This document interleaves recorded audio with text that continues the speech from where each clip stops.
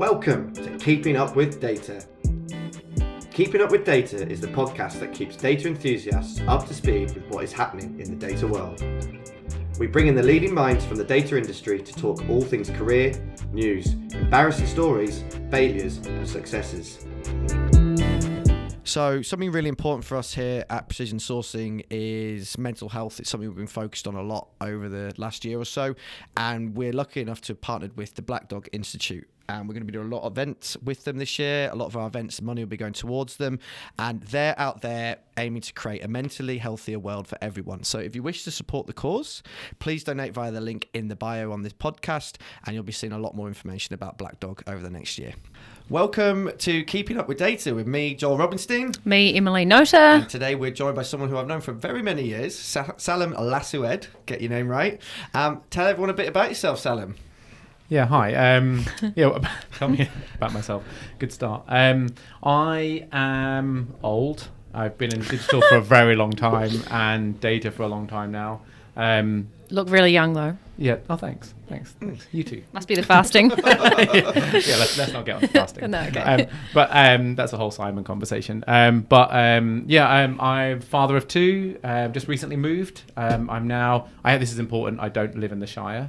I'm just north of the Shire. Nice. No, we just moved to Blakehurst from Bondi, so lots of adjustments happening family-wise. And I'm the owner of Data Organica.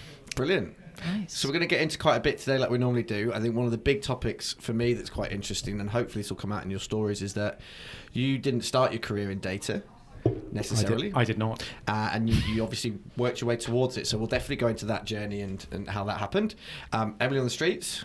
Yes. Always. What's the question this week?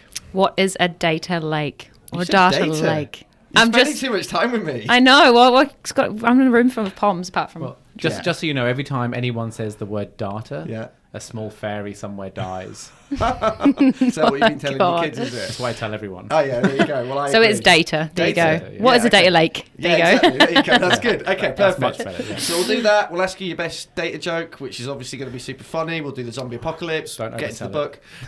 But we're going to start with that journey, if that's all right with you, Sal. Just tell us a little bit about, I guess, how you got to where you are today, and obviously that journey from digital into data. Yeah, so I cut my teeth in media, digital advertising, and I started in London, working for a company called Unanimous. We're a media publisher, so we were selling ad inventory, and media advertising is very data heavy, especially digital, because you're talking a lot of vanity metrics like click-through rate, CPC, CPAs, lots of acronyms. And so you end up having to get a lot into the data of performance and performance measurement in advertising and media. So we started there. Just going to pause you there if I can, actually. Yeah, of course. So when you started, obviously you said you're very old, we won't say the I year. am. But data was still very important then in what you were doing in advertising and digital? Yeah, it just wasn't, it was just considered digital. Like it hadn't separated yet and become data, like the digitization of information. Like it was still, everyone just kept referring to it as data, as digital, because digital was new. So, well, not new, but new for me. Right? Yeah. And so it was very important because, you'd be doing all your reporting, and especially in a performance media network, even back in the day, everything would be focused on what's my CPA, what's my CPC, what's, how do I convert my CPM into a cost per lead, and and all of that sort of stuff. So it was very data focused, but just more on the kind of media advertising metrics, performance metrics kind of things. And then from there, I moved to agency side. So I went from media publisher to media agency in mobile, and that again very much more of the same. And then lots of time spent in Europe. So I spent some time living in Amsterdam, spent some time in Italy, and working for an Italian company called Buongiorno. That was in the. You're probably too young to remember this, but when you had mobile subscriptions, like €5 a month or €5 a week, and you'd be able to download ringtones and wallpapers. Yeah. So mobile content. Yeah. Yeah. Okay. Yeah. So that's the where Crazy I kind of. Frog era. Yeah, Crazy Frog. Yeah, exactly. Yeah. That I still have nightmares about that stupid frog. And then from there I moved to Australia, and so and from Holland. So I was in Amsterdam working for an agency in Holland, and then moved to Australia, and I got my first role as the digital director for Saatchi & Saatchi. Which was really cool. So on the creative agency side, it was the first time I'd worked in creative agency. So it was very interesting, lots of fun, and just realizing how far behind creative agencies are when it comes to digital and digital engagement and everything.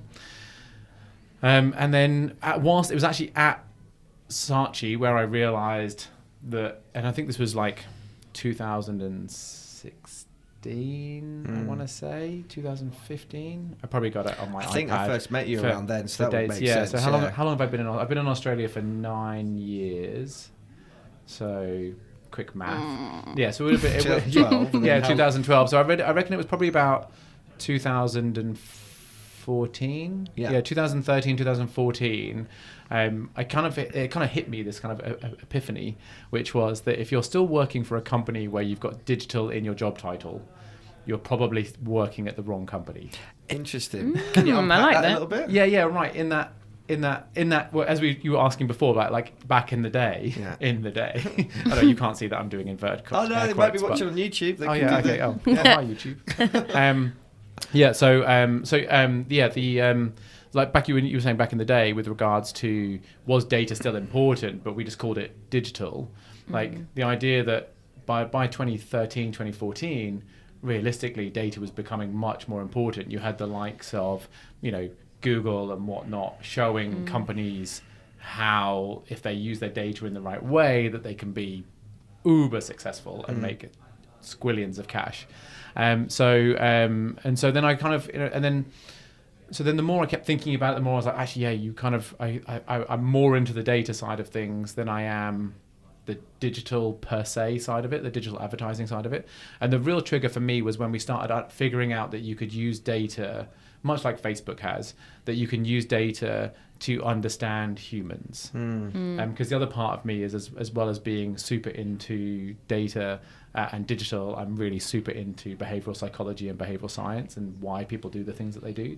And so once I figured out that actually that where most people think that data is the study of mathematics and statistics, and it is, and I would in no way say it's not, but the outcome of it, which is again the point, and we'll probably get into this later, but the point that a lot of data people miss, which is the actual outcome of it and what does it actually mean, is that given that almost all data in the world is created by humans, when you study data, you are actually studying human behavior.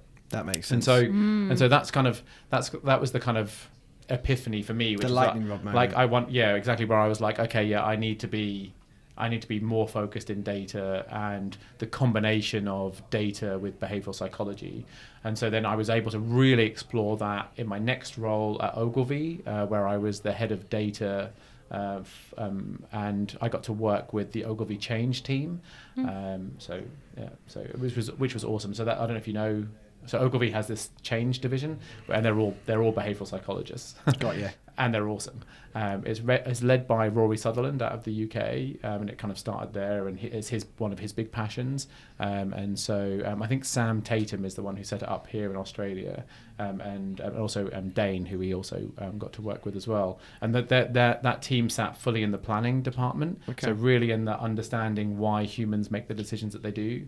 And then we did a lot of work around how can we use behavioural data to understand, and then the behavioural psychology to really understand the nitty-gritty of it all. So do you think that, it's a two-part question. I do this too often, so apologies. Bad journalism, I heard on a podcast this week. You shouldn't do two-part questions. But anyway, two-part question. Did you feel that you were at an advantage because of the background that you had coming into it from more of a humanistic viewpoint rather than a pure stats and maths background? And the other part of it is, did that actually in some ways hinder you in maybe securing other roles in the future? Because people are like, oh, he's not been in data that long. Yeah, that's good. Good two-part question. So I would say, now I know the reason why they tell you not to do two-part questions, because I'm super nervous and I've just forgotten what the first question was. Yeah, do you know what the funny thing was? When I was saying that in my head, I was like, oh no, Joel, you've just forgotten what your two-parter was. Yeah. And I was like, oh. So, did it hinder you? I was joking. Okay. I totally remembered. No, I think it's helped me for the, and I don't want to sound super egotistical, but for the seniority of where I am in my career, it's helped me. Like if I was a junior burger starting out today, probably less so. But no, I think it's definitely helped because where I am in my career, being able to translate into English is a really important skill set, and being able to visualize in a way that people will understand is really important. So I think definitely coming from the media performance background and media agency side of it helped me understand the data, so I can ask the right questions. I can write SQL, for example, and I dabble in a bit of R, but I would not in any way say I'm a data scientist, and no one should unless you genuinely are. We'll get onto that later in the recruitment. Buzzword bit, but no, I think has it hindered me? No, I mean I think it's probably helped me given where I am in my career. But now I genuinely have forgotten the second part of what the question was. Has it helped and has it hindered? It was kind of like has it helped? Almost like a 2-in-1, but a 2-for-1. So you've answered both in a way, which is good. Good. Well, I'd say it's helped, but I would say that if I was starting again, probably I think it's something that everyone should have. Every person, like if you're listening, all the people, or the 7 people that are listening right now, if you are got a bigger following than that. I'm teasing. But you know, if there's one bit of advice, it would be make sure you learn and understand the impact and what it means, the why of the data, not just the data itself. It's not enough in today's world to just be, this is the data. You need to understand why and what are the implications. That's super helpful, and it's something that your kind of candidates ask you a lot, right? How do I get to the next stage? And often it comes down to the fact that they are very in the data, if that makes sense. Yeah, and then I prepare them for interviews saying like that, basically that sentence, you need to know the why, so make sure you can explain it, and then somehow they don't. So that's also another topic. And there are lots of ways that you can do that though. I mean, my area was behavioral psychology, because like I said, that's what I'm just super passionate about, is understanding why we do the things that we do. But I think there's lots of different ways that you can understand the why. Even simple things like, you know, if you're doing a presentation of data to the CFO, if you're in that position, like the CFO is going to have his own agenda, or hers going to have their own agenda about what they need out of the data and what their confirmation bias is. So confirmation bias being when you look at a data set and you look for an answer that you already know is true. They'll have their own world. So it's like, you know, when you get taught as a kid, like, you know, it's to read people's emotions based on looking at them, and you know, you emote with someone, but you can understand how they feel just by looking at their face. They haven't got to tell you, and it's that idea that you can think about, put yourself in other people's positions, and so if you're presenting to the CFO, they really don't care how clean the SQL is, or how long you worked on it, or whether it was stored in a data lake, or whether it was stored in a data warehouse, or whether you're on Amazon, or they'll care how much it costs. They'll care and so it's about building, knowing who your audience is, and tailoring your work based on who you're presenting it to. And again, that would be very different if you were presenting to the CEO, or if you were presenting to the head of marketing, or if you like, firstly, learn presentation skills. For sure, like you need to be able to present, you need to be able to talk to other people in a way that is meaningful. And presentations tends to be the main way that businesses do that. So learn presentations, and try and understand the why. It's good advice. Kind of semi-related. We were just talking about it, myself and 2 of our colleagues there before, and we're helping one of our colleagues who gets triggered by certain situations, and then he's in a situation and he can't get out of that mindset of being triggered as such, you know, and then he spirals and off he goes, right? So just how to breathe through it. Runs around naked in the office, chucking around, or like, what? Like when you say triggered, not quite triggered that way, no. But he just like what happens is that kind of like a mental cloud comes down, and he's not able to kind of process the situation because he's been triggered by a situation that he's annoyed. I'm not going to get too much into it, you know, share about it, but then I was in the room with Simon as well at the same time, and I managed to trigger Simon with something else about us internally at work. I was just saying to Simon, just stop and just come at it from their perspective. And for me, that's every conversation, every presentation that I'm having is, okay, I start with, okay, where are they coming from? And then I work backwards from that. But what you're saying is a lot of people going with a bit of an ego, like, well, look at all this amazing work I've done. I kind of want to just show people. No one cares how clever you are. No. Yeah. No one cares. They Apart care from about your parents. No, not even your parents. Your parents. come don't, on. Your parents don't That's care true, how actually, clever you are. I sent my parents the podcast and they haven't listened to any of them. No, brutal. all your parents care about, realistically, is that you generate enough outward success that they can brag to their friends. Yeah. Pretty much. Yeah. That's true. They don't really care how clever you are. Like, once you get past university, and you've got the degree just becomes a bit of paper Job they can done. brag about. 100%. Yeah. Yeah. You know what I mean? Like, it's It's like laying the concrete in a house. It's just Yeah. like degree, sweet, done. Yeah. No. So that's the thing, is like, you should try to get out of your own way, right? Like, no one cares how clever you are. No one cares the work that you put in. Everyone is self-referential. Everyone wants what's in it for them. So just give them what they want. Correct. Try and understand what they want and give it to them. I think that's a really Yeah. good piece of advice for people, and that's what this podcast is meant to be about. Is people can take little bits from it. So Good. that could be a clip for LinkedIn. We'll see how we go with that. So talking about families and what they know about you. Yeah. We're going to do explain like in 5 question. Oh, really? Yeah, really. Okay. Okay. It's a good one. So we've asked everyone this. The last Yes. 2 were good. Oh, were they? Okay, no pressure Actually then. explained like I was 5. Okay. The first few were kind of, yeah. Anyway, explain like you're 5. Oh, I'm 5. What do you actually do? Yeah, that's... What do I do? Okay, so I use information about people to understand why they do the things they do, and then come up with fun ways to change them. Nice. A little bit like how your mum does to me.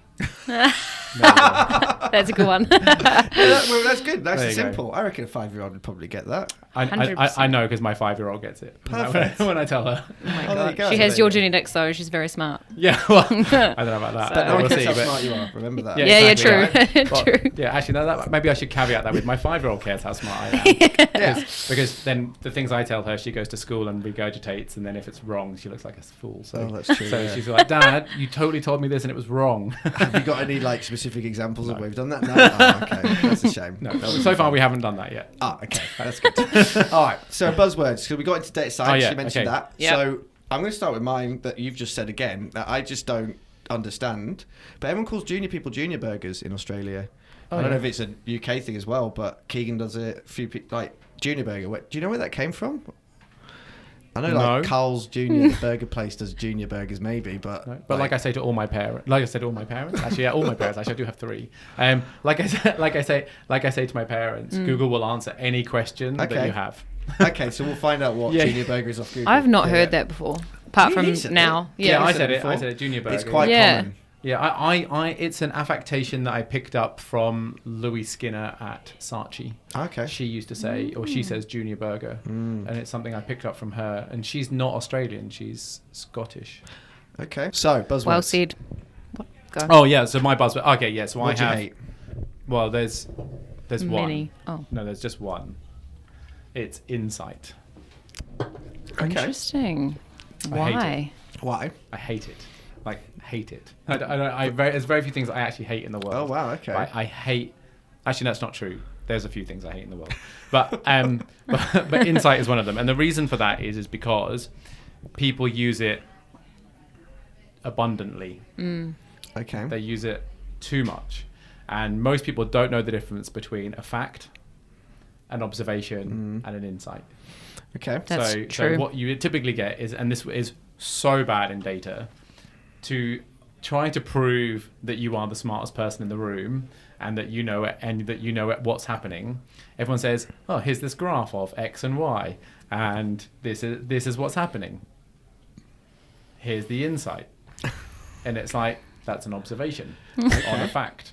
Okay. There's nothing insightful about that at all. I've And got it's a you. little bit yeah. it's a little bit like how my hatred comes from. It's a little bit like how people use the word literally, but they mean figuratively. And now in the dictionary, it actually says, they've now changed it so that so it says literally in the Really? dictionary. It now says can also be used to mean figuratively, which Oh is wow. the opposite. Like of it. I'm literally dying. Yeah, like people go, I literally kicked the dog on the way out of the house this morning. Did you actually do it? No, I didn't. No. That's what I my meant it sister does all the figuratively. time. But yeah, but people use it all the time, and now they've actually they've updated the dictionary to actually now literally can also mean figuratively. And I'm like, there's a whole word for that. It's called figuratively. There's part of me that hates that And there's part of me that's like, that's just kind of how language goes. Things change. Yeah, over of course. time, you know? Yeah. But the thing with insight is that it's just there are, like I said, and this is where a lot I think a lot of issues come from in the over-promising of and under-delivering of data as us as an industry, and I include myself in this as well. Like as an industry,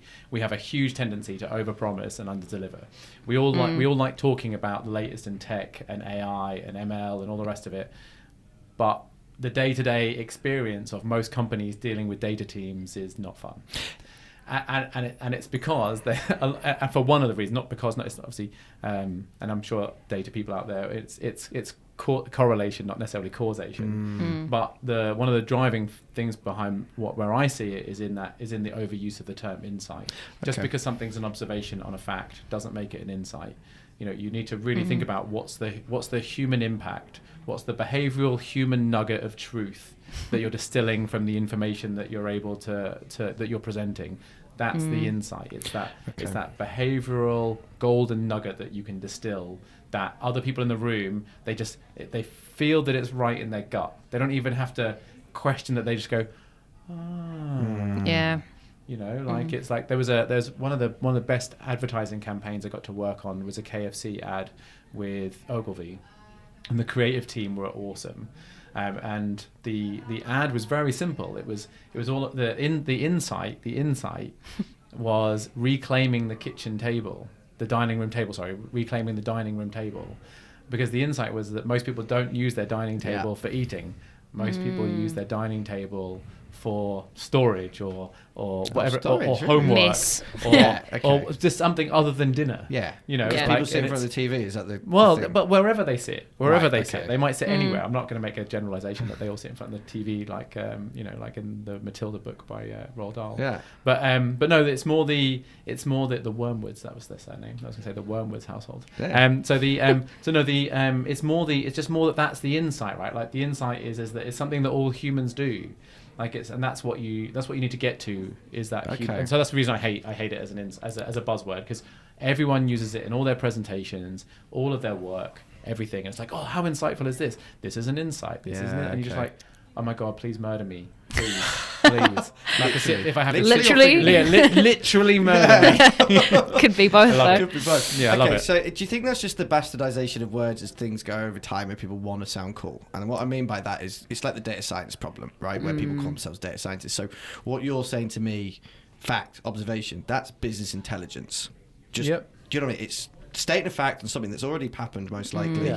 This is what is. Yeah. Right? But people don't want to say business intelligence anymore because that's so 2010. Yeah. So they're like, okay, even though it's not an insight, that's what people think that they want, so I'm going to use that. Yeah. I think what happens though is you then the more you use it and the more you use it wrong in the wrong context, the more it removes that eureka moment when you do hit an insight, when you do genuinely find something that you can put your hat on and be like, wow, I can be really proud of this. Like I drove this behavior change at my company because of this insight that I found. Like that's huge. That is massive, yeah. Right? But if everything's an insight, then nothing's an insight. No one cares anymore. But then they'll create a new word. I was going to say, what's your word that you use that's not insight? No, I just make sure I use it correctly. Oh, okay. yeah. But and I also use it sparingly. Yeah. So that's the thing. So okay.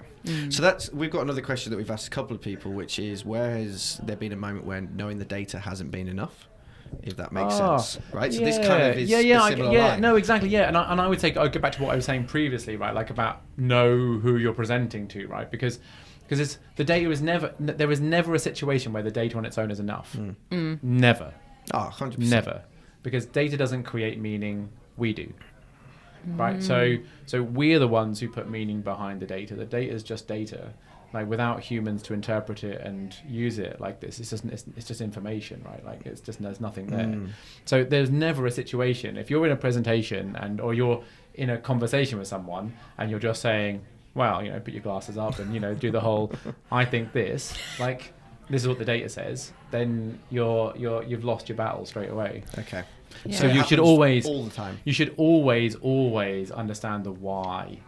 Always. And the data isn't, and you should always have in your brain the data is never enough. Surely that's why we'll probably never be out of a job. because we're humans, right? Yeah. So we can just use the tools to like inform ourselves and obviously say why. Because a machine couldn't do it. Not yet. No. Not yet. Hopefully not. But I feel like surely not. They will do. Do you reckon? Not now. Okay. Not now. We're not there yet, but we will. Yeah. Okay. We'll eventually get there. I saw someone post something on LinkedIn last week, having a rant about something. They were like, weren't the robots meant to make our lives easier? Why am I working longer and harder now? Like, do you think we'll get to the point where the robots will legitimately make our lives easier in the sense of like a day-to-day, I work less? Yeah. Easier? I definitely subscribe to the whole AI will do to humans what the Industrial Revolution did to horses. Oh, you reckon? Yeah, for sure. Obsolete? No, not obsolete. We just have fun. Yeah. Oh, okay. We'll go racing. Like, horses just become like they used to be workhorses, right? They used to just constantly be in the fields ploughing and everything else. Industrial Revolution came along, and now we have cars and everything else. I've got this image of people betting on humans, and I'm just like not enjoying it. But well, maybe we racing humans. Yeah, we could get there. Yeah. We could get there. But no, I fully subscribe to the whole like it's just a matter of time before AI can do. Like, if you think about it, like originally, so initially we're kind of we're now at this stage with AI, and we're not even really at general AI, right? We're at singular AI. Which like sort of machine learning level, right? So there's no general purpose intelligence yet, not that's been publicly available anyway. And so then you look at it and you go, okay, so we're already caning through like blue collar work jobs, right? So factory jobs are being hugely replaced at a matter of knots, and we're already starting to see the beginnings of white collar displacement, right? So we're already starting to see things like AI that can do legislative work. Yeah, exactly. That's a mouthful. Where potentially lawyers could be at risk, where they're just all they do is go through reams of like the text papers, stuff, basically. to look for precedents, right? Yeah. So and eventually we'll get to the stage where art and other things and philosophy and whatnot are also this is a huge conversation though, right? Because then it kind of gets into the what will humans do, this whole purpose debate as well, right? Everyone needs a purpose, and a lot of people's purpose is going to work, and will the big corporations be okay with people just not working? They're not going to have as much money as such. Like you'll need a basic income that everyone gets. It's a huge conversation. Universal basic income and all of that sort of stuff. And I mean, I don't think we're going to solve it on a podcast, but but it will happen. It absolutely will happen. And you can argue like a lot of people, if your purpose is work, then I'd say that you haven't discovered your purpose. No, there's got to be the minority of people who they just love what they do, and they're like, for sure. But I would do this without being paid. Kind of thing. And that would be the minority, though, right? Of course, 100%. Because I remember like probably one of the most seminal moments in my career, like by far and away on this point, right, is that, excuse me, but my very first job, I won't mention where it was and whatnot. This was well before getting into media and everything else. So first job, I was with a guy who'd worked at the company for a long time, and I remember coming in one day, and he came out of one of the meeting rooms, packed up his bag, and left. And he'd been at the company for such a long time, and part of the furniture and all that sort of stuff. Then afterwards, like we got a note through saying he's going to be in the pub. Let's go and see him. So we went in. He was in the pub, and over a pint while we were all chatting, he was just crying. Fully fledged grown man. Not that matters, I guess, but like crying, and it was impactful for me because the men in my life don't really cry. Sure. So I was like, whoa, okay, and it's that whole adage like no one on their deathbed ever said, God, I really wish I'd worked harder. And it's the same for him. He was sat there going like, oh, I've sacrificed my kids. Like I've missed my kids growing up. I've missed holidays. I've not been present for stuff. All dedicated to a job that clearly doesn't care about me. Yeah. So anyway, but to your point about purpose is much bigger than just where you work. Of course, yeah, 100%. And so I think back to the AI thing, it's like I think what it does do is if you remove the need for work, if you remove the need for humans to be treated like machines, then I mean, it sounds amazing. Then I think that's what I mean. Like, so I don't think there's a future version of AI that is detrimental to us.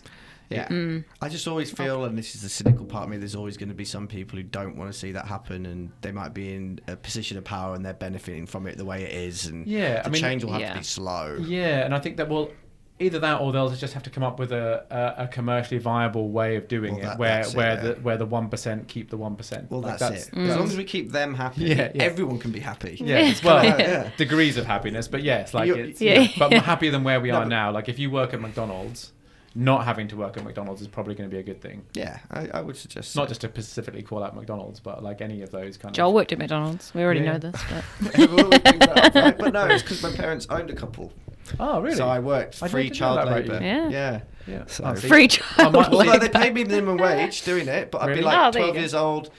I don't know, summer holidays. I'd be like, can I work on the drive-through? And I'd have a little crate that I'd stand on handing out the McDonald's. Just picture it. That's better than my summer job. My summer job was, so all the kids in my class were always like, God, Salem, you're so lucky. You get to travel abroad for summer holidays. And I'm like, because I'm Tunisian, right? Yeah. So we'd always go to Tunisia. This is even before low-cost airlines and stuff. My family would always make a big point about us going home to Tunisia.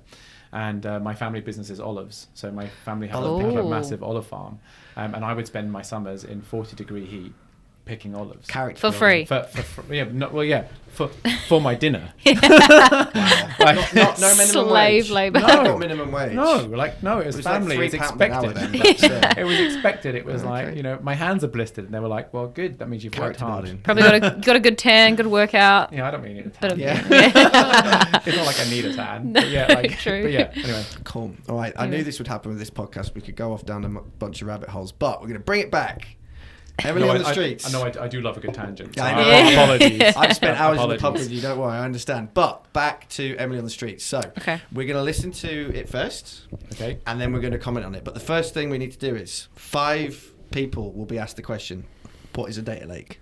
How many are going to get it right? Are you defining data lake? Like, as in like a layman on the street getting close enough that we're all like, that's it. Yeah, okay. All right, yeah, good. 3. Okay, cool. Do you know, Emily? I actually don't know. I can't remember. I know you asked the question, but it was a while ago. Yeah, it was a while ago. I'm going to say 2.5. Okay, cool. All right, let's do it. Because they might have half got right. Did you ask someone who was short? We give one. points. Okay. Yeah. All right, here we go. Probably. What is a data lake? I have no idea what a data lake is. Come on, take a punt. Where all the data sits and you have to try and find what you're after. Yeah, that's good enough, I reckon. What is a data lake? No idea. Okay. What is a data lake? A data lake is not really too sure. Some guy or someone who wears glasses and is, I don't know. Sitting in a pool. Yeah. Of water. A lake. Yeah, a lake. What is a data lake? I assume it's a large set of data collection where it's just free form. That's a pretty good answer. What's a data lake? Oh, I'm going to take a stab at this one because if it's what it sounds like a pool of information that can be used to draw into and build different relationships with that data to get information from. Perfect answer. Right, so 5 people, pretty good. Yeah, 5. That was good. Three of them? Well, we 3 did of them. 3. I thought 3. You got it right. I'd say 3 got close enough that it's good. Yeah. I'd be okay with I that. feel like it's easy to interpret, surely, like data Well, the and third like. dude- I like the geeky lifeguard one. They're like, okay, interesting. But I'm like, why? Just because you work in data? I made the same thing too. Like I made the same thing, which was that if you work in data, you wear glasses. Like Yeah. I don't know what it is about that. Everyone thinks that, though. Yeah. I'd say there'd be a high percentage of people because you stare at your screen a lot as well. True, you could have a blue light filter with no prescription. Yeah. Oh, yeah. So I just had my eyes lasered. That way I don't have to wear glasses. Oh, did you? How was that? It's pretty good actually. No, it was, no. The outcome of it was really good. Yeah. The actual surgery itself is horrific. Because there's two different types, right? So there's epi LASIK and then there's LASIK. So at the time I was playing lots of rugby union, so I wasn't allowed to have LASIK, which is where they just cut a small flap in your eye, lift up your cornea, zap your eye, and then put the flap back down. That's the one my wife had. Oh, I couldn't have and that. then within it, because my God. if you get hit in rugby and you've got a little loose flap of skin, it can just rip off, and then Oh my you're in all God. sorts You of know, trouble. just pause from rugby for a bit. No. So basically, well, there's another option, Okay. which is LASIK. Which so what they do is so this is what I end up having, which is they lay you on the table And then what they do is they scratch the surface of your cornea off. Got ya. Then they zap you, and then you have to wear these giant bug glasses for like the microphone. Then, but then you have to wear these big bug eye patches for like 3 days. For 3 days, I was in absolute agony where my wife had to like fully like tape up all the curtains and everything. And I 3 days of ice cream? 3 days of sitting in the dark, rocking backwards and forward, wishing I was dead. No. But Ice the cream? What are you on about? no. But the thing is that by the end of it, for the last 12 years, I've got perfect 20/20 vision. Oh, there you go. So good. So and honestly, the best moment for that is that after I'd had weirdly now the color green for me really pops since having. Is it now your favourite colour? No. Oh. But the It's our favourite colour. That's No, yeah. But it really does pop now. Like green really contrasts out to me more than any other color. But the other thing is that I was in a hotel room for work, and I was laying in bed, I was watching TV, and I just fell asleep. Oh. Which is huge if you wear glasses, because typically if you're wearing contacts, you've got to remember to get out of bed, go take your contacts out, all the rest of it. If you're wearing glasses, if you fall asleep in your the number of pairs of glasses I've broken, like just falling asleep in them. Or Have you? Yeah, like I've worn Weird. glasses like pretty much my whole life. I've never had that problem. Really? Yeah. Oh wow, just must be me then. I Yeah. must just be really like Restless. glasses. Whack around your head. Going to sleep. Just like, Yeah. I'm asleep. Yeah, exactly. Anyway, Okay, I told cool. you I do love a good tangent. Yeah, no, that's good. All right, anyway, let's go to data joke. Sorry, you can Oh no, you can't ask me my favorite. You're jumping straight into it. Yeah, I was yeah. gonna save that for the end. No. No, This is no. a very important part of our show because we want to see if there's any actual comedians out there in the data world. So far, Okay. we I'm found no comedian. How many? 0. Yeah. So there's no good data jokes. This is No. the Is running there? theory. This is the hypothesis that people keep coming in on, that there is no good data joke. So it's now my mission. Okay, I'm just find a trying good to one. extend it out so I can think of a really No, good joke. I'm sure. Yeah. No, but it's my mission to find one that works. I've laughed at all of them. Okay. I'd say At 80% them. because of my awkwardness of the fact that someone's had to say that. Yeah. Okay. You're going to A keep couple doing have been that today. But Okay. as always, we go to Emily first. Okay, go on then. Oh, God. Is the it like hardest job. is it like a competition? Like is it like who has the best joke between us, or is it? yeah, it is. So I'll tell you who I like the most. And We'll at the get end of the scores. season, we're going to Jesus. find out if Pressure. Precision versus the world, who's got the best data jokes. Erin's got the harder job because she's on most episodes having to think of a new one each time. You've got the effort of how I haven't listened to necessarily every sorry. podcast. What if I say the same one as someone else? It would be embarrassing. I hope I don't say the same one. Anyway, Emily, let's go. Cool. Okay. Does anyone know why TikTok data is getting stolen? No, I don't know why TikTok data is being stolen. I thought they'd be looking for intelligence instead. Oh, Up to date and current that is. Yeah, Like, anyone under 30 is like, yeah, I get that. Everyone under 30 is like, I don't even have TikTok, to be honest. I was desperate. Couldn't find any. I know. Sorry. Go to Salem. Okay. Barlow. All right. Okay. So what's the difference between USA and USB? I don't know, what is the difference? One connects to your devices and accesses your data, and the other one's a hardware standard. Oh my God, we're terrible. Surely they're on the worst we same get. level. I've got a ruder one, but like I wasn't sure if the podcast was like the best place to So do it. you can say it. You can literally say whatever you want on this podcast. It's how you want to be perceived in the world, whether you want to say Well, it or not. I do have a bit of a filthy sense of humor. I think, yeah, you should be authentic. So they say that the average ejaculation contains 5.5 gigabytes of data. Now that's an awful lot of data to swallow. That was way better. I mean, that's the best data joke we've ever had. By a country mile. It is, It's now yeah. whether you're happy for that to go out into the Oh world. yeah, of course. Like, Oh, okay, cool. Is As what long it as there's is. a caveat with you should be 18 or over to hear that. Yeah. Yeah, we mean not safe for work on this podcast, I think. Not safe for work. Maybe. Okay. That was awesome. Yeah, tragic. I really need to find a new source for my data jokes. Yeah, you do. Yeah, yours was tragic. Your first one was Youch. tragic, but your second one, I- you see, the I thing quite is with like the comedy. first So, I saw that on the if same one people- I was you looking could at. like it, but you know, if you were on stage as a comedian, your audience is like, oh, it's not great. Do you know what? People need to come up with their own data joke. Like, Oh, that's I need to, hard. but I can't because I'm not funny. Yeah. Like, traditionally funny. And also coming up with jokes is a lot harder than Yeah, comedian. you can be comedians made it funny, look. but not be able to come up with jokes. There's different Yeah. types of humour, right? Yeah, you're right. Yeah. So don't think of yourself. So I'm as not a funny. joke comedian, stand-up kind of gal. No, There you but go. you're fun to be around. You're funny. Thank like, you. In a life But context. even within jokes, like, Means a you've lot. got like story jokes, like Eddie Izzard does Exactly. like really good long, Yeah, drawn out story jokes. And then I always forget the name of the guy that just goes punchline joke. My dad really likes him. Tim Vine. No, he's English. And he's like he is super English, yeah. rude. Like he's super rude, and I forget his name. Not Anyway. Ricky Gervais. Oh, Tim No. Vine's English. But yeah, okay, but yeah. Anyway, Anyway. all good. Yeah. But basically, for me, Thanks. comedy is that kind of in between bit of like Ricky Gervais always says, like, you want the audience to go and then laugh. And that for Yeah. me is like perfect comedy, which was what That joke. Thanks. that joke was. Yeah. Because of the Let's- setting let's- that we're let's in. dissect it because yeah. that makes it funnier. Let's definitely not dissect that. Because of the setting we're in as well, professional podcast. Technically professional podcast. Yeah. But that's the whole point. Our podcast was never going to be super PC. So well done for bringing us down to the base level. That's all right. All right. So let's talk about some other fun stuff like recruiters. Okay. Yeah. Okay. All right. So Yeah, we're they're both fun. recruiters, so go Yep. relatively gently on us as a profession. Okay. But not too gently. So worst/funniest sales pitch from a recruiter. We'll start there. Yeah. Well, so this is funny. So I honestly did not know that recruiters could be funny. Like that was like Brutal. Worst. Like worst Surely recruiter recruiters pitches. can be funny. I mean, not Yeah, but funny like funny haha or funny weird. both. Well, funny like, oh, cringe. Yeah. Funny. Yeah. I think funny cringe. Yeah, funny Yeah. cringe. Yeah, funny. Like you Well- almost feel sorry for them, but you want to laugh, but you can't. Yeah. He's like, no. No, I like you guys. I like hanging out with you guys. Yeah, and that's- there's like a select few recruiters that I don't mind hanging out with. But that's what people usually say, right? yeah. Yeah. So what is? So what's the worst? Okay, so Yeah.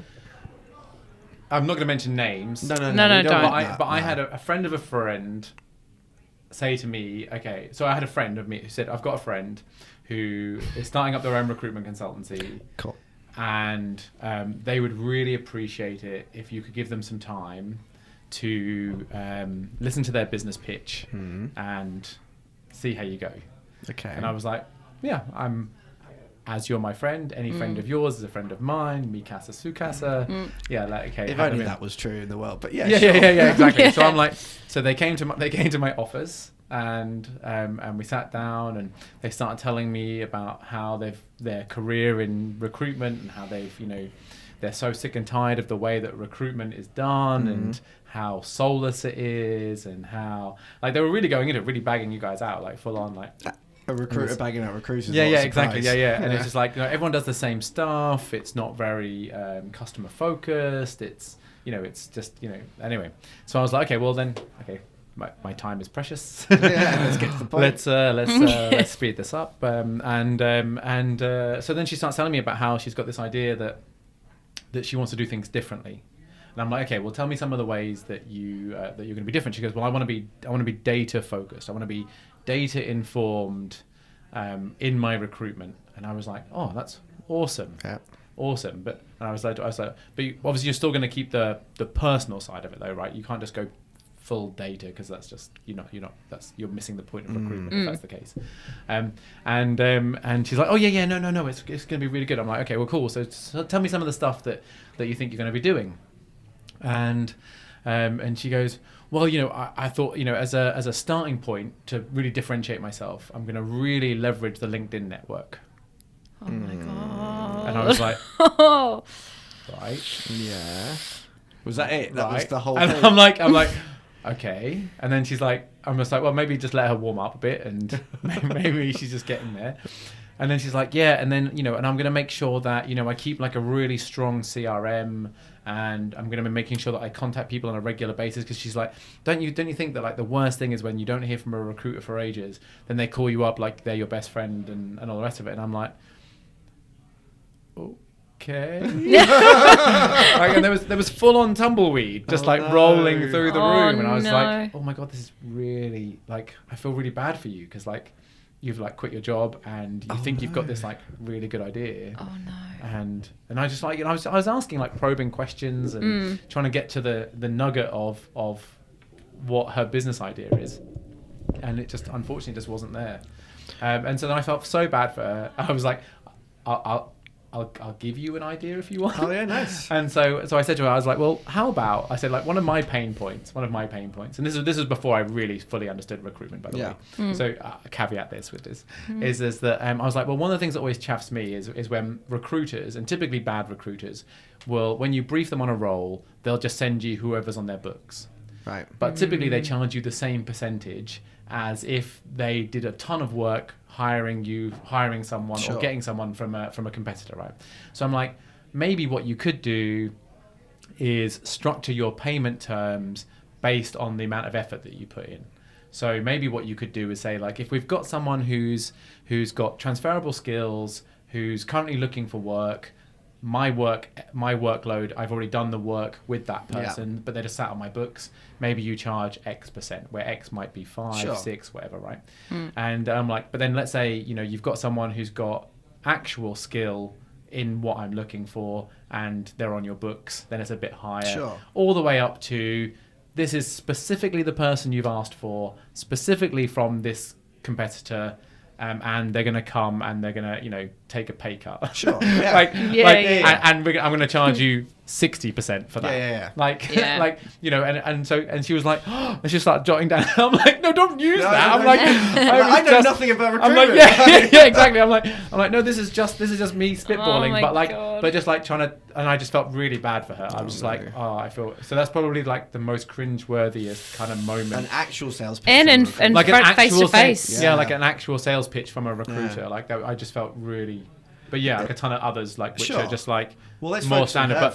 But like that's my worst one, I think. There's two things in that like really stand out to me. The first one being every single person who starts up a new recruitment company has the same kind of buzzword keywords, like I'm re-energizing the candidate experience, I am better at understanding my clients than anyone else because I spend more time over it. I mean, like it's a simple industry, so it's understandable people have the same kind of theory behind it, but I just want to check, because I know we've spoken about this, that you understand why the pricing model doesn't work now that you know more about recruitment scene, as we've sat down and spoken about it. No, absolutely. I absolutely do know that. Yes. Good. It's the Picasso story.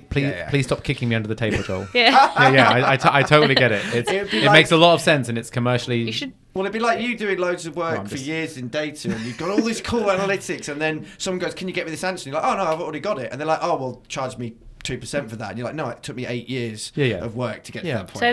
Say the Picasso story. I feel like lots of people haven't. Maybe the people want to know. Or Salem already knows it, but it's pretty simple. The lady sees Picasso sat at a table having coffee and goes over to him and goes, "Oh, can you, Picasso? Oh my God, Picasso, you're amazing. Can you draw something on a napkin for me and sign it?" And all the rest of it. Goes, yeah, 100%, no problem. Does it, takes him 30 seconds. There you go, that'll be $1 million. And she goes, "But you just took you 30 seconds. He's like, "No, it took me 40 years to get to the point that I can do that, and it's worth $1 million. Yeah. So that's kind of what it's about. Brilliant. It's about value. It's value, not price. Exactly. And to be honest, that's actually, what it comes down to. I was chatting to someone yesterday. So a guy called Pete Pete Watson, has set up something really cool, a mentoring program for the recruitment industry. Oh, cool. So I've started mentoring a young gentleman who's got 3 years experience, who's just gone out on his own. And we spoke about that yesterday. I said, as soon as you're competing on price, there's someone down the road will ring up the next day and say, "I can do it cheaper." Yeah. It's always the race to the bottom. It's what happened during COVID, right? Like everyone everyone freaked out, and there was. I got told stories about recruiters offering zero, like as in like just to get in the door. Just to get in the door, and like really, yeah. Like it's wow. It was a scary world last year, so I can understand. Yeah. But still, like if you're in a race, if you're talking price versus value, then you're always in a race to the bottom. Yeah, exactly. No one's going to win in that situation.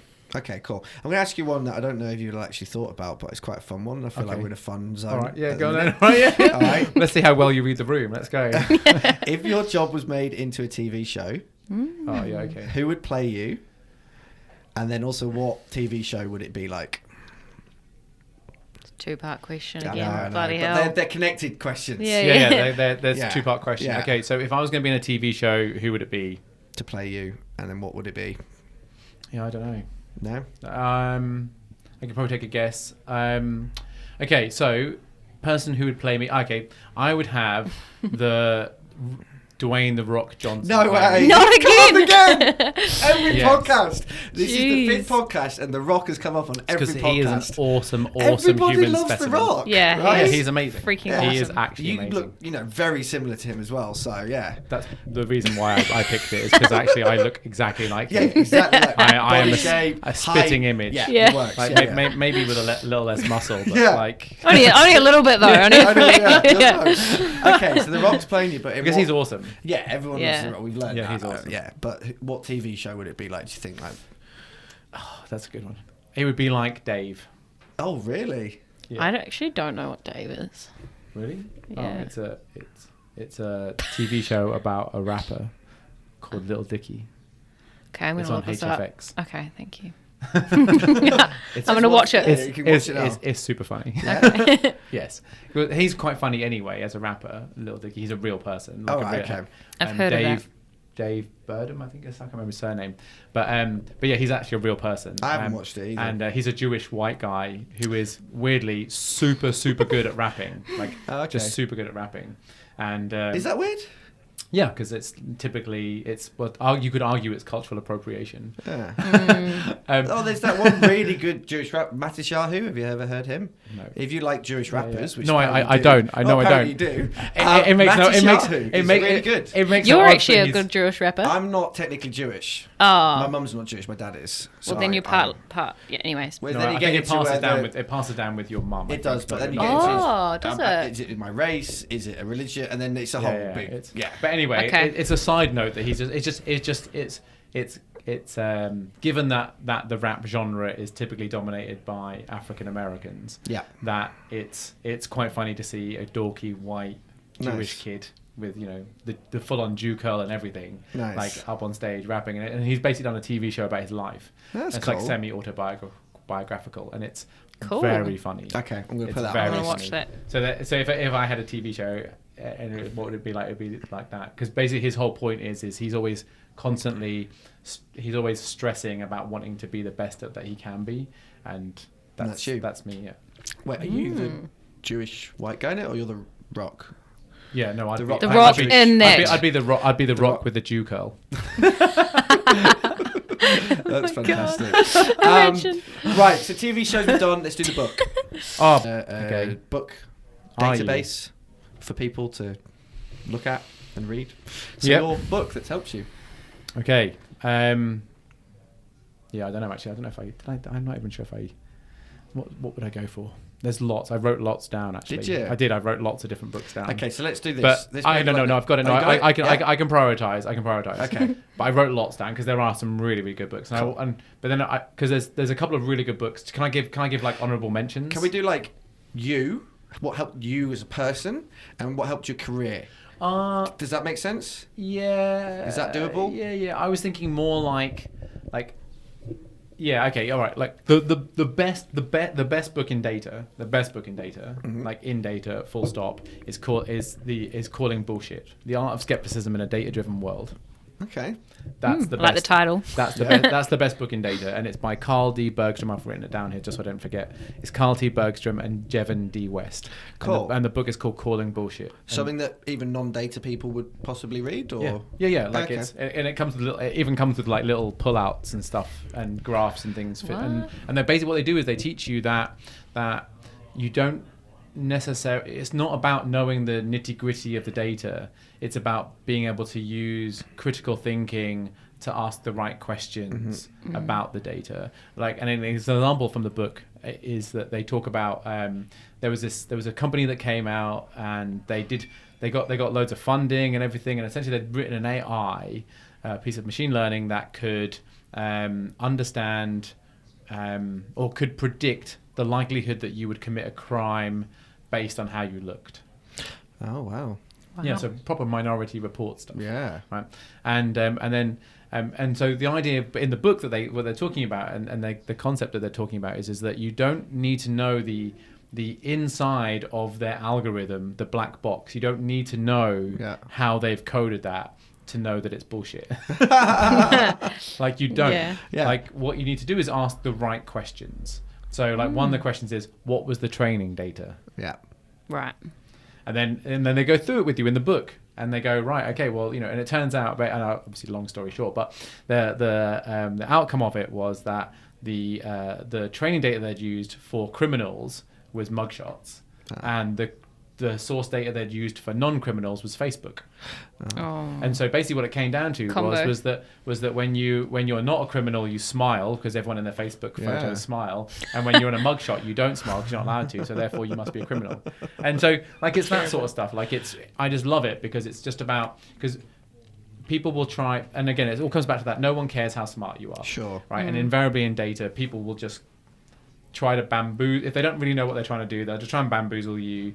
And actually it's about knowing how to call bullshit. And I love it. Like, it's the best book for everyone to read, especially given that we are obviously moving into more and more of a data-led world, and more people need to understand, at least have a peripheral understanding of data. Actually, what I would say is I'd say you need to have more of an understanding of critical thinking, and this book helps you with that. Perfect. All right, so we've got 3 questions left. We're going to do 3 questions. Okay, here we go. We're going to do, what would you tell 21-year-old self? Don't spend 5 hours on it. No. Cool. That's an easy answer. Go. Invent Facebook. Oh, wow. Okay. Yeah, okay, that's super simple. I feel like you're so capable of doing that as well. It's such a shame you've missed it. Yeah. So you'd specifically go for Facebook? Yeah. It wouldn't be like, I don't know, Google or Instagram, or why Facebook Amazon is what I'm kind of getting at. Oh, just because it was the easiest one to produce, and, Right. and has made him the most amount of money. Would you have got out by now if you were him? I feel If like he's getting dragged down now, like it's all this privacy and data stuff. If I was him, I probably wouldn't have done what he did. Yeah, did what he did. But at the same time, it probably wouldn't have been as valuable. But you said to answer quickly, so I'm answering. We don't want to curtail the whole thing. I still want to unpack everything. This is my problem. Okay, I would have probably run it a bit differently. But then at the end of the day, like, it was Sheryl Sandberg. Yeah, who drove most of the ad revenue model at Facebook. So it wasn't really until her that they were making huge amounts of money. So realistically, like, I mean, I'm not sure Mark's necessarily the best CEO, but at the end of the day, he's like super wealthy, and the platform, for all of its faults, like, I'm not on Facebook. I should just caveat this with, like, I'm not on Facebook. Used to be. Yeah, like when same, like it kind of had to be when you could still poke people, like that was when I was on Facebook. Because people always ask me that. Actually, they're always like, "Why are you on Facebook?" I'm like, "I work in data." Yeah. You do the math. Anyway, same reason I'm not on WhatsApp, right? So but the point being is that the thing with Facebook, for all of its faults, it is actually an amazing platform that does actually genuinely meet its brand proposition, which is connecting people. Sure. Right. So it's I would specifically go for Facebook because I think it was easy. As a 21-year-old, knowing that if I was like knowing what I was like at 21, I'd want something that was super easy, didn't require a lot of work, and given the potential issues around quantum time traveling, I'd probably only have a really small period of time to give myself some advice. So it would be start Facebook. Nice. In my head, I'm kind of thinking about this question where I'm like, you go back into your 21-year-old body and you get the opportunity to then like go through. Go through it. That'd be that would be cool. That's the stuff dreams are made. My issue is that my wife and Nicole is as soon as someone was like, "Oh, we'll give you $5 million for it," we'd have been like, "Yeah, we're out of there." So I would never have gone the full journey. Yeah, as part of the advice back to it, I probably would have said, "Don't. It's going to be worth $300 trillion." In that theory, but I mean, like, if I invented the next Facebook today, as soon as I got a good offer to go live in the woods in a cabin and grow vegetables, I'd be like, "Yeah, I'm going to do that." Yeah. So, yeah. Anyway, I think the exit point is wherever you're comfortable with your life. Yeah. Like it's and unfortunately with humans we tend to be quite greedy. So. See, I think the thing for me, Nicole, because we're not having kids, we don't have kids. There's no like legacy thing. I think you're not having kids. No, not having kids. No. Oh, I didn't know that. Yeah, no, just made the decision and very happy about it. So like off the cuff, that's a pretty big. No, not off the cuff. No, we thought about it. I'm just suddenly inside. I'm like texting Nicole, like, "Oh, we're not having kids." On the podcast, I've decided we're not having kids. We've decided as a pair that we're not having children, and that means we can fully invest into us. Like, kind of 2 or 3 main reasons without sharing too much. One, it's quite selfish, but we want to be selfish. We want to enjoy our lives as we want to enjoy our lives. Like full choice, do whatever we want. It means that we've got more options because of that. And we just don't have that burning legacy thing in us. You know, a lot of people are like, "Oh, I need to leave my legacy," or like, I share a surname with Nicole. There's none of this like, "No, my name needs to continue." Yeah, that's just not something that we have either of us in us. And nice. Got fur babies too. Yeah, dogs is the way forward for us. So dogs, surrogate kids, love it. We might maybe we'll be like, we're not complete idiots. We're like, we might be 40 years old and go, "Oh my God, there's a massive hole in our lives." Maybe we adopt or foster or something like that. Fine. So Yeah, that's the decision made. That's good. There's definitely enough kids that need fostering and adoption. Yeah, exactly. Yeah. Well, that's the same we do with our Good dogs. point. We always Rescue. rescue. And then, there's enough people in the world. The world's going in a certain direction. Do we really want to bother bringing someone into that? Who knows? Yeah. So, that's the decision made. Off topic, but back to... Yeah. You know what's super relevant? Zombie apocalypse. You can't have your wife and kids. Yeah, I know. That's They're in a lame. bunker. No, they're safe. No, it's lame that you chose them. No, it's not lame. Is. There's specific reasons why I chose them, because they're rubbish at running. Wow. That's but I'm teasing. You Obviously, say that's not the teasing, reason but- why. That's not the reason. Just 90% of a joke is true, so. Yeah. You're 5, you haven't lived yet. Off you go. Yeah, yeah, exactly. All right, so you can't have your wife and kids. Okay. Or anyone related to you. All right, you can have a friend. Who would you have? Well, number one would have to be The Rock. Have to be. Like, Just sorry. have to That's be. fair enough, I though. know, Like, I come get on, it. he's a He's stand-up bloke. Like, yeah, I would. Yeah, can do it all. because he covers lots of criteria. Yeah. lots of bits. Lots of bits. You'd probably be quicker than him, even though you think you wouldn't be. Oh yeah, I could definitely outrun. You him. definitely Well, be you able to told me run him. today He's you're doing huge. 4 minutes, If he- 15 kilometres if on he- your if- runs. Oh yeah, that's my point. If So, I yeah, do 4 minute 6 15, minutes, yeah. I'm happy. 4:15. Yeah, like flat. Shoot. Like if I'm like where I'm living Yeah. at the moment, like there's a lot of hills, so I'm about 4:25 with hills. but 4:25. but still, Anyway, The Rock's there. He's Yes. lifting things for you. He's beating off zombies, Yeah. but he's slower than you, so that's yeah. good. Then I'd have Paulo Coelho. Nah, who's that? Yeah, He who's that? wrote The Alchemist. Oh no, He's an author. Yeah. He's like, oh, okay. His book is like, it was The Alchemist. The book The Alchemist is like my most seminal. Is it actually Piece of- English literature? My least favourite subject at school. Okay. Well, he's actually technically he's not English, but his books but get English translated literature- to I'm from England. yeah. Alright. But anyway, yeah. Literature So then. I'd have him because I love his books. I Okay. love his books. So you just Love want his to books. just share that knowledge, get that kind of... Well, it's just his worldview, and just have someone to bounce ideas off and be creative. Because in a zombie apocalypse, you're going to have a lot of downtime. Yeah, Smart. you are, yeah. I've watched a lot of The Walking Dead, and There you go. there's Same. Downtime. seasons 4, 5, 6, 7, and 8 show that there's really nothing going on Nothing in the going zombie on. apocalypse. Once you've built yourself in... Yeah, once Yeah. you've learned how to polish off like 6 or 7 of them at a time, Yeah. like you're good pretty to go. good. Yeah. Then it just becomes other humans that are the problem. Yeah. But But you're in a bunker, you're fine. yeah, All good. And then so there's Paulo Coelho, The Rock, and Eddie Izzard. Oh, okay. So twice you brought him up. Yeah, because he's my favorite comedian. Favourite comedian, okay. Do you know much about Eddie Izzard? No, I'm English dudes? sorry. I've heard his name. He was like really famous in like the late 90s kind of time, wasn't he? Yes. I feel like it's been brought up before. He's still fairly famous. Oh no, now yeah, but his Now- big but he's- show yeah. when he went to New York and he cross-dressed and it was a whole big thing. Well, he does dress as a Yeah. woman. Yes. in this, yeah, so that It's was, not just a one-off. It was like no, it's but a that was life the choice. show. No, I know, but that was the show that kind of like propelled him to the world. Yeah. It's really Wait, I good. think I do know this super, guy. He's also super clever. He does a whole stand-up routine in French as well, which is super difficult to actually Wow. Wow. make People humor. laugh. Well, to transition humor from one language to another is actually really difficult. Yeah, I can imagine. Because it's also there's all the cultural associations that go with Yeah. language as well, which is super interesting. But anyway, Good. so there you go. Good That'd be pick. the three people I'd take. Also 3 men Yeah. every time. So you're gonna Everybody, die. every time. Can't repopulate. Can't repopulate. Oh no, but remember, wife and kids in the bunker. So Oh, Yeah, true, like- true. Okay, mean, sorry, like- sorry. No, but like, you're we the ones do who the already same- said that my wife yeah, but was then already you in. killed them because they were slower than you.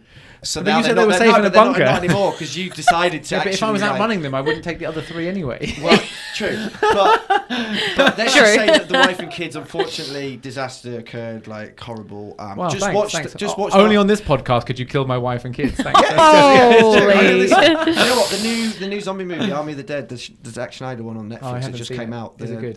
Yeah, it's 6.5. Aww. That's Yeah, pretty- no, it's that's worth a pretty watch low. for a zombie movie. But No, Bang- so bang I average. don't watch any movie unless it scores at least like 8. No, Yeah, that's pretty like much. limiting yourself so much. Yeah, but I don't really watch that much TV, so I want to when I watch something that's good. Yeah. I don't want to watch something that's There's a lot of good average. 7s and 7.5s out there. You're missing out. Do you not There's- go there's a home and couple- have like background noise on your TV going on or no? No, I have background Music? podcasts or music. Ah, that's nice. Yeah, mostly music though. Music, Such an podcasts, intelligent household. Like, yeah. Basically, in that, the main guy, Batista, also an ex-wrestler, has to stab the wife through the head with a knife because she's become a zombie. whoa. That's just the imagery that I've come into this podcast with. So, wife and kids die, and it is what it is, kind of thing. Zombie But for apocalypse. all your young children out there, video games and movies don't cause violence. No, they don't. They do not cause violence. They do not alter your brain in any way, shape, or form. No, not even in the slightest. Right, Scott Morrison. You're in front of Scott Morrison. You can show him one data set. Yeah. What would it be? Okay, so I actually wouldn't show him any data at all. Okay. Because in psychology there's an effect called the Backfire Effect, and it stipulates that when an opinion is contradicted by facts, instead of the opinion changing, it gets further strengthened. Cool. It's like America, basically.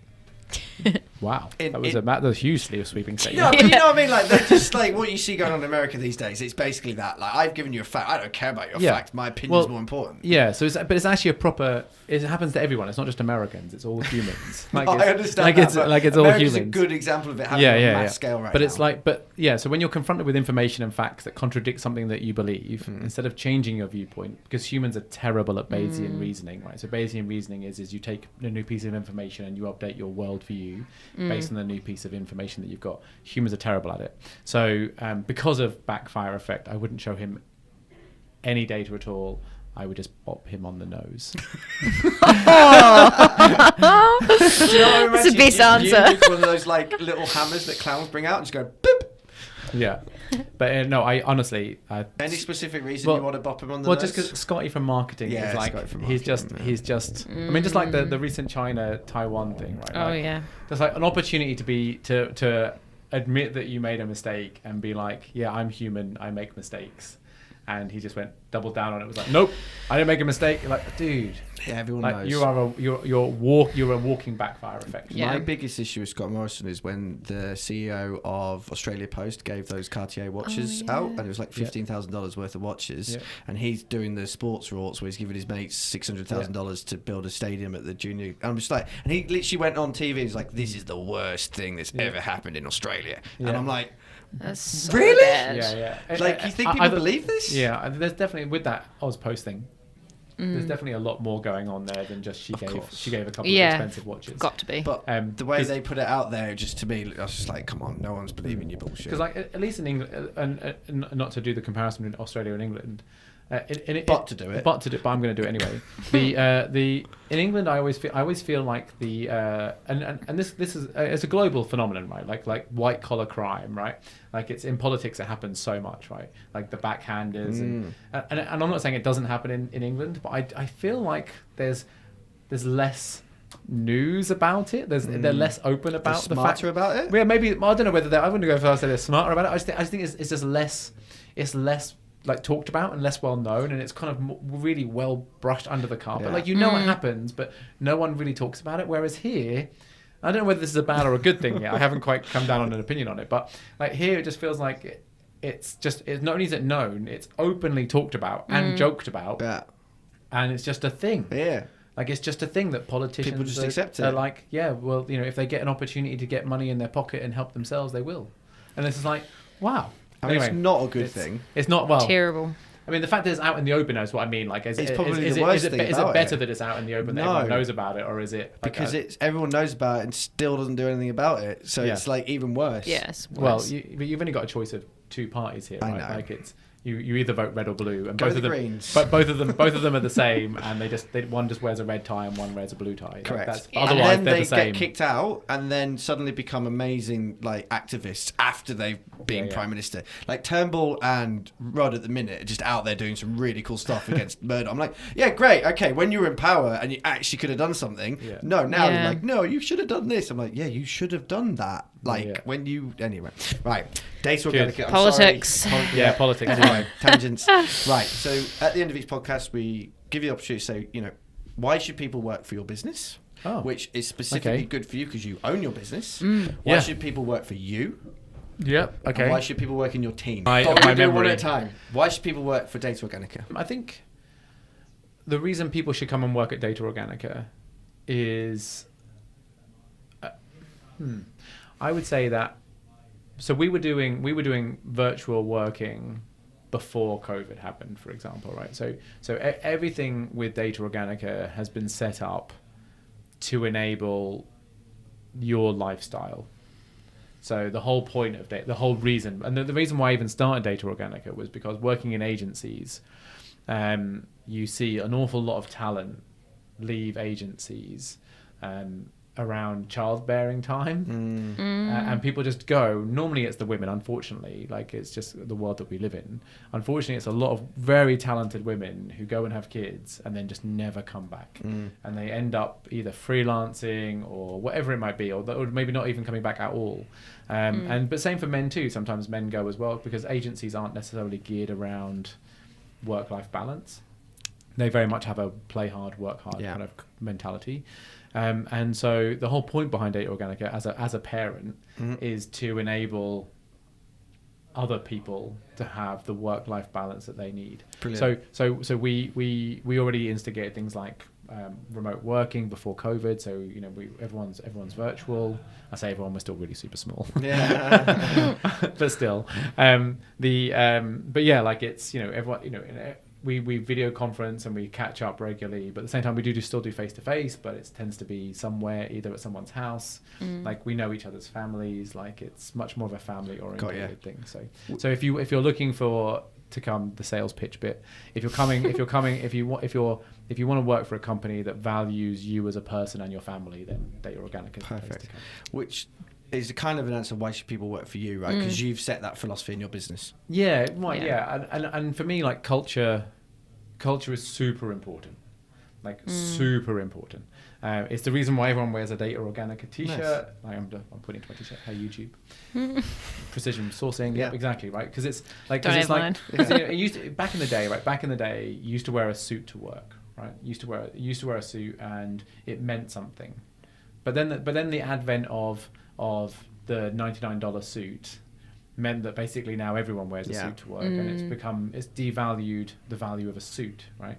So but people still want to feel like they belong to a tribe. So suits facilitated that. It meant that you had a really important job, and that you probably worked on Wall Street, or you worked in finance or banking or whatever. And I think the branded T-shirt does that now. Like the branded merch does that now. It helps you realize that you belong to something and a group, and obviously you weren't, but you were a judge on Heart Hack, right? Yes, we did. I was. Yeah. So it's having that idea that you let people be as creative as they can and enjoy their jobs means that like the productivity goes up, and people just enjoy themselves, and they're much more committed. And because I know I am, like, so I understanding the psychology of it, like, it's just I know what I'm like, and if you make something that you like, then other people will invariably like. Perfect. it. So. I think that's a great point to finish. I agree. Today's podcast on. Firstly, that was awesome. I really enjoyed that. I hope you did too. Well, thanks for inviting me. It's really so good to hang out with you guys and chat. It's been really fun. And in 2 weeks, we have a lady called Rossana Bianchi from KPMG coming on, which should be super interesting. And hopefully give a different perspective maybe on the world to you. It's in a big consultancy and you're in a small consultancy. So it could be interesting. So it should be fun.